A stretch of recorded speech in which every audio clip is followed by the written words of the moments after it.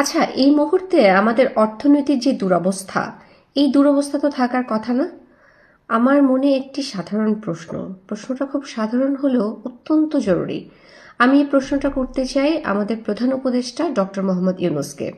Sir, আপনার কাছে আমার একটি প্রশ্ন, সেটা হচ্ছে 2025 সালে 13ই ফেব্রুয়ারি ডোনাল্ড ট্রাম্প প্রকাশ্যে এসে বললেন যে $29 মিলিয়ন বাংলাদেশে বরাদ্দ করা হয়েছে, আর ইন্ডিয়াতে $21 মিলিয়ন বরাদ্দ করা হয়েছে।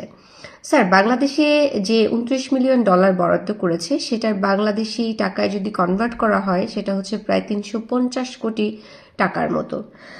সো আমি আপনার কাছে জানতে চাই, এই যে 350 কোটি টাকা বা $29 মিলিয়ন ডোনাল্ড ট্রাম্প বরাদ্দ করেছে, সেই টাকাটা আসলে কোথায় গেল? এই টাকাটা কোন প্রকল্প বা কোন সংস্থার মাধ্যমে ব্যবহৃত হয়েছে?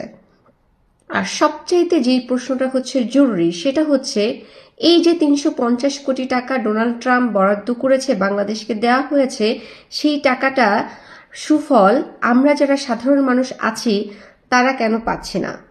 আপনারা এই মানে আপনার ক্যাবিনেটে যারা আছে আপনারা এবং আপনি, বিশেষ করে আপনি, আমার এই প্রশ্নটার উত্তর কাইন্ডলি দিবেন। ডোনাল্ড ট্রাম্প এটা প্রকাশ্যে এসে বলেছে $29 মিলিয়ন 350 কোটি টাকা বাংলাদেশে বরাদ্দ করা হয়েছে। সেই টাকাটা আমরা সাধারণ মানুষ পাচ্ছি না কেন? দ্রব্যমূল্যের হার, বেকারত্ব, বাংলাদেশের অর্থনৈতিক অবস্থার এই দুরবস্থা, এই সমস্ত কিছু তো হওয়ার কথা না। যেহেতু আমাদেরকে বিদেশি টাকা, USAID আমাদেরকে এতগুলো টাকা দিয়েছে, সেই টাকাটা কোথায় গেল?